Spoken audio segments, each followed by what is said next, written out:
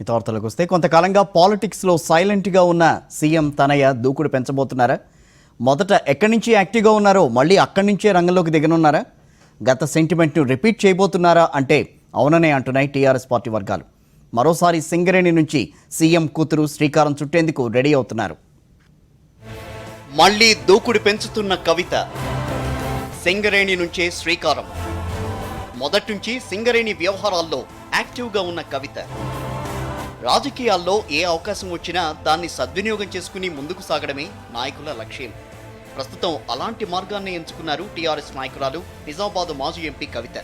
గత ఏడాది కాలంగా పెద్దగా రాజకీయాల్లో కనిపించని కవిత మరోసారి యాక్టివ్ పాలిటిక్స్లో కీలక పాత్ర పోషించడానికి సిద్ధమవుతున్నారు. గతంలో తనకు రాష్ట్ర వ్యాప్తంగా గుర్తింపు తీసుకొచ్చిన సింగరేణి నుంచే శ్రీకారం చుట్టాలని నిర్ణయించారు కవిత.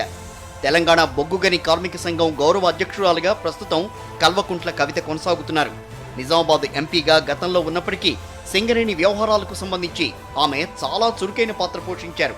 దాదాపు 5 జిల్లాల్లో ప్రభావం చూపే సింగరేణి కార్మిక వ్యవహారాలు టీఆర్ఎస్కు అత్యంత కీలకంగా మారాయి. ఇటీవలి కాలంలో కార్మిక సంఘాలకు సంబంధించి కొన్ని సమస్యలు ఉన్న నేపథ్యంలో మళ్లీ కవితను రంగంలోకి దింపాలని ముఖ్యమంత్రి కేసీఆర్ నిర్ణయించారు.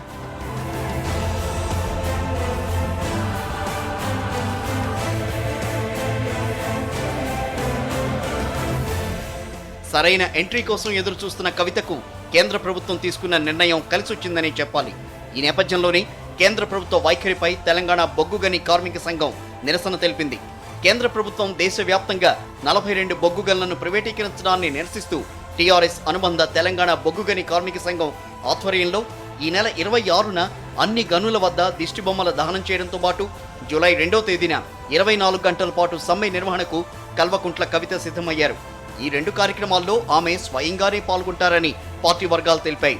ఇప్పటికే నిజామాబాద్ స్థానిక సంస్థల ఎమ్మెల్సీగా కవిత నామినేషన్ కూడా దాఖలు చేశారు. అయితే కరోనా వల్ల ఈ ఎన్నిక వాయిదా పడింది.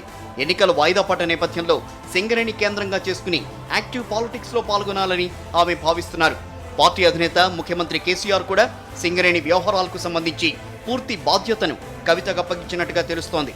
తెలంగాణలో 5 జిల్లాల్లో తీవ్రంగా ప్రభావం చూపుతున్న సింగరేణి కార్మికుల విషయంలో యాక్టివ్గా ఉండడం వల్ల రాజకీయంగా తమకు లబ్ధి చేకూరుతుందని కేసీఆర్ భావిస్తున్నారు. గతంలో కవిత సింగరేణి విషయంలో యాక్టివ్గా ఉండడం వల్ల రాజకీయంగా ప్రయోజనం పొందారు. ఈ కారణంగానే మళ్లీ కవితకు కేసీఆర్ ఈ బాధ్యతలను పూర్తి స్థాయిలో అప్పగించినట్లు సమాచారం.